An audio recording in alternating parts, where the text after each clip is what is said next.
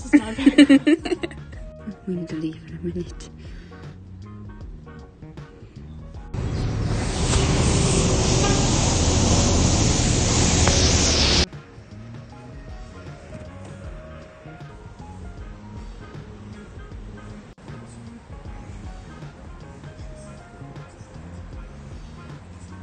It was the level of the ground 2,000 years ago. And the Christians, the very, very first Christians, they came here to pray. There's no fresco. You see, this is, don't forget we are in Italy, no? This is the chaos, this is we call this the artistic chaos.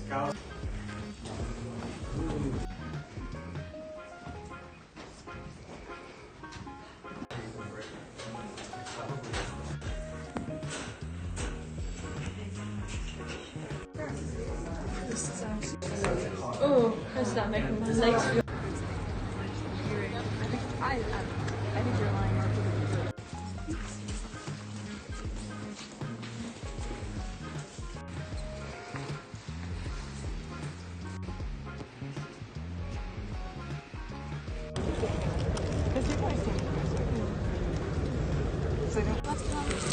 My tummy still hurts. No, just with me. Give me.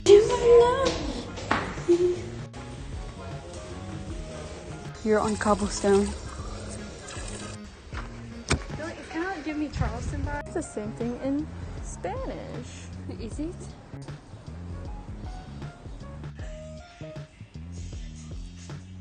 She was still going like Saturday Night Live. Oh, 100%. Mary. Well, hello. Hello there. So basically what we did today was we walked around Trastevere, which is the neighborhood that our apartment and then the boys' apartment is in. So that was nice that we didn't have to go anywhere today. We literally had to walk 5 minutes to the meeting spot, and that was it. And we barely had to walk like in Trastevere because we just went to a couple churches and we did like a little activity where we like partnered up with someone random, and then we went and took I'm forgetting what they're called. Basically, we took a pencil and we did like the thing where you put your paper down and you pencil over it, and it makes like the texture of whatever you put your paper on. You like, you know, it like etches it into the paper, which was really fun. I was paired with Hannah, who came on the beach trip like the break that we had. She was on the beach trip, so that was nice. Me and Hannah got to just like walk around and hang out, but no, it was amazing. One of the churches that we walk past literally every day whenever we're going to like the university, whenever we have to walk across the river, we always pass the same church. And we actually went in today, and Professor Frakes was telling us about it and stuff. And the guy, I forget what he's called, but there's like a guy in like robes and stuff who was like staying in the church. He says that he's there every morning until 12. It's like his shift to like watch the church, I guess, because it's open to visitors, you know, to like come in, pray, whatever. I just heard someone saying I'm so sorry in American, but okay, anyways. We must have new roommates, which I figured would happen because whenever the weekend starts, normally whoever was staying, there's some permanent residents here, but whoever's staying, usually like they leave and someone new comes, because you know most people only go on vacation for like a week, and normally it starts on like a Friday, so there's a lot of people that leave on like Thursdays and come on, you get it. Anyways, but yeah, so we met up with this guy. His name was Augustus. I forget his last name, but we have his business cards, which is nice. But he was so nice, and he was Polish originally, and Anya is Polish, and so she was talking to him, and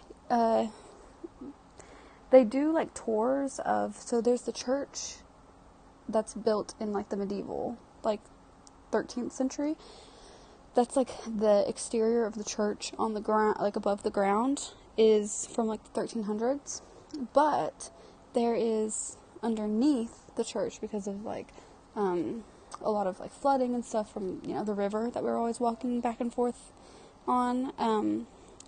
This whole area was like used to a lot of flooding, and so a lot of like ancient architecture is flooded and then built on top of. Like, that infrastructure is just built on top of. So, they normally give you, if you ask them, if you go to that church, they'll give you a tour of the ancient church that's there. But this guy actually was so nice. He gave us like a full on, like, he was giving us information. He took us to this little back area that like no one really like goes to. It was amazing. We've seen so many cool things in there. He said that it was like the 5th oldest church, like Christian church in the world, which is crazy. It's older than Jesus himself. Like, the church that we were in that was underneath the medieval church was older than Jesus.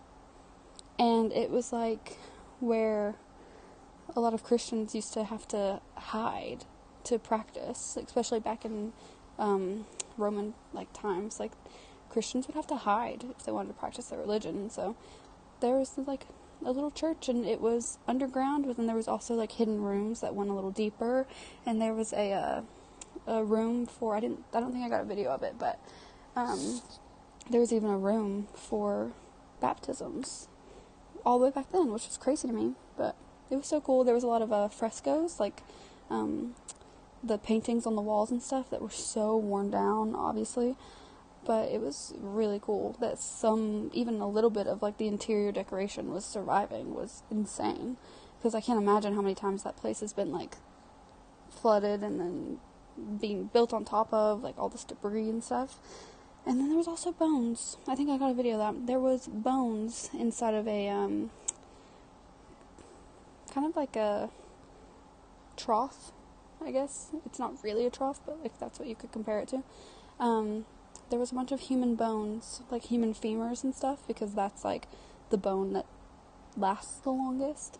And there was a ton of those inside of that little trough where it had been, like, whenever they were building on top of it, and whenever there's been like excavations and stuff in that area, they would find bones, find human remains, and what was left of them, and they would just throw them in the trough, and no one's ever collected them or really cared about them, so they're just sitting in there, which is crazy to me. There was a lot of them, though, so it must have been a lot of people that have been killed. People would get killed for, like, practicing Christianity. That's why they had to hide, and then their bodies would just stay down there and decompose and stuff. It's crazy, but that was so interesting to me. I loved seeing that. And then we went to another church, which was also cool, but it was also kind of like a medieval aged Catholic church, but there wasn't anything like crazy about it. It was gorgeous though, with all the gold gilding on the roof, and it was gorgeous. Me and Anya had a really long conversation about St. Peter and Mary and Jesus and the iconography of them in art and how to spot them in all the churches you go into and stuff, which was really fun. But then we went on that little scavenger hunt.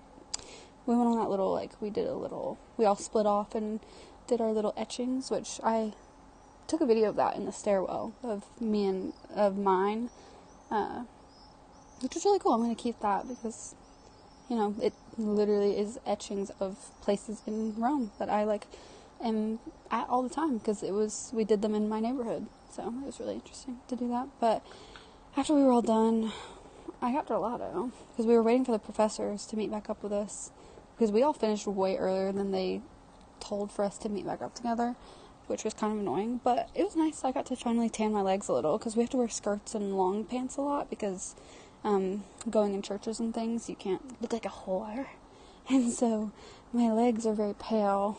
I'm pretty pale still, but I'm getting there. But yeah, it was nice. And then I got some gelato. Everyone else got food, but I wasn't really hungry.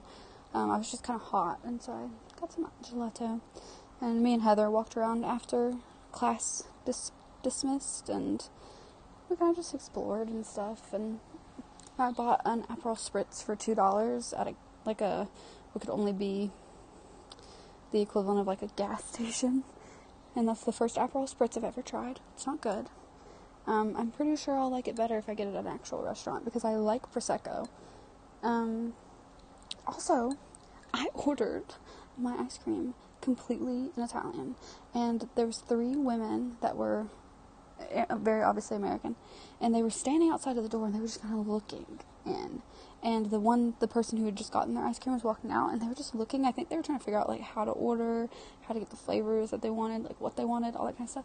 And they didn't know what I was, which is surprising, because most people immediately clock me for being American, because I don't look Italian, and I look like British or American or something, and so, but they, like, waved me on, and they didn't say anything, cause I guess they didn't know what language I was, and I walked up to the counter, and I said, vorrei questo, con due gusti,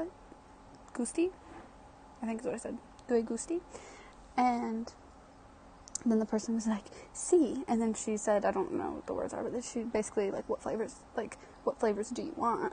And I told her mango and crema, and I got my cone, and I gave her my money, and I said, "Grazie, arrivederci," and she said arrivederci, and she didn't even try to speak English to me, because she knew I knew what I was talking about.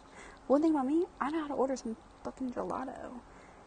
Even though, actually, that's not even true. This is only the second time I've gotten gelato, and we've been here for, like, over a week. But I was really proud of myself. And then the girls that were behind me, whenever I was leaving, I was like, "Excuse me," in, like, complete English. And I think I shocked them, because they're tourists, and they didn't know that my pronunciation of Italian words were really bad. So they just probably assumed I was Italian, which made me really happy. I'm acclimating or whatever. I'm, like, not even a tourist anymore. I'm a local. Yeah, but that's all for now. I'm sitting here filming this. I might doodle or something here in a minute out on the balcony yet again. But we're going to a gallery opening at 6 o'clock with, like, the professors and everything. It's required. I don't really want to go, but we have to, and we have to dress nice. So I'm wearing this outfit. I love it. It's very comfy, very cute. Yeah, so I'm just gonna wait till 6. I'm probably gonna put on a little bit more makeup than I'm wearing right now, and yeah, we're gonna go to that. I might film it, I might not. I feel like I'm gonna be kind of overwhelmed, because gallery openings are normally, like, there's a lot of people. It's stressful, so I might not film a lot in there, but I'm glad I'm getting better today about getting back into filming. It's just whenever we had our breaks, I was having a really hard time, like, filming everything, because it was just, like, we weren't doing anything, really. We were just kind of doing boring things, but, and then our classroom days were also boring, but, yeah. That's all. I'll see you later. Love this woman. I love this woman with everything in my soul, and she means everything to me.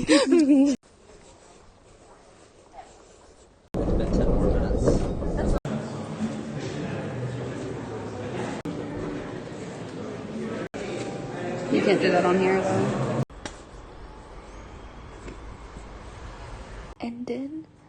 And then I went home, and we all watched Enchanted, and then we go sleep.